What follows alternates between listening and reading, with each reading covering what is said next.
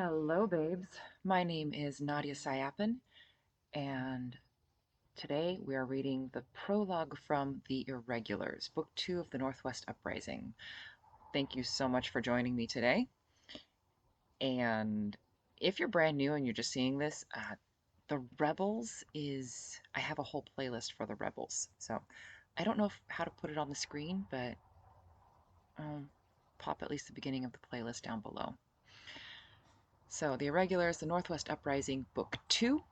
Oh, fair warning before we get started, if you're new here, I don't edit these videos at all because I read these for a friend of mine who has cerebral palsy.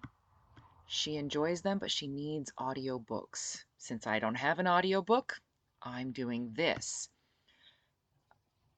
And she thinks it's funny when I mess up. So I leave all mistakes in there for her amusement and entertainment. You have been warned.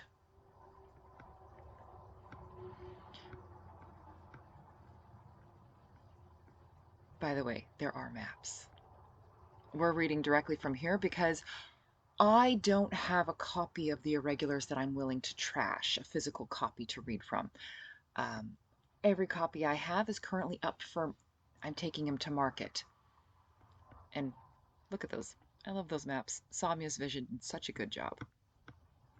So, prologue, the present. Hope Sanders paced across the stage like a caged animal as the crowd watched with bated breath. Already they'd learned more about the reclusive leader and her role during the invasion, the West Coast's occupation by a foreign power, and the uprising, starting with the fact that Captain, as she was known during the uprising, was a woman. A lot changed for us, Hope told the audience as she paced. That summer after we lost Thunder and Lightning, we founded home and relocated all our civilians and livestock up there. The relocation had taken weeks to accomplish between dodging or drawing away Steve, which is what they called the invaders, hiding the tracks hundreds of people had made. In the front row, Alex Carrington smiled, reminiscing about home.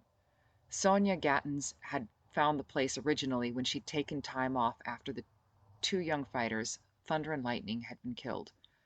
Alex had taken her kids up to home 2 summers ago to visit the place. It became something of a pilgrimage for those who survived, a way to try to open up about the invasion in a kinder way. Motions had been made recently, partly at Alex's instigation, to ensure no construction ever happened up there, not even a memorial. The one at the lair was sufficient. No, home would remain untouched by civilization and remain a safe place of rest for hikers, park rangers, and firefighters as a tribute to those who had lived there. The soldiers' arrival changed everything, Hope continued. Her twins, sitting between Alex and Tom, perked up when their mother mentioned the soldiers. Who knows how things would have turned out without their help and influence? I know my life would be vastly different. Hope, still moving, always moving, swung back to face the crowd. We spent a lot of time wishing the military would rescue us.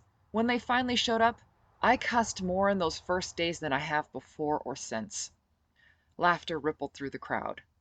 A faint smile played about Hope's lips, but failed to reach to warm her cold, tired eyes. Hope chuckled suddenly, the sound catching the audience by surprise. For a moment, they saw her as she had been, a young woman delighted by all life had to throw her way. Those motherfuckers were almost more trouble than they were worth. Almost. I'm going to save chapter 1 for next week because I accidentally made chapter 1 abso-fucking-lutely huge. But I do hope you join me. And if you enjoyed this, well, please consider liking, subscribing, or commenting. As you can see, I am absolutely tiny, so every little bit helps my visibility. And I will see you next time.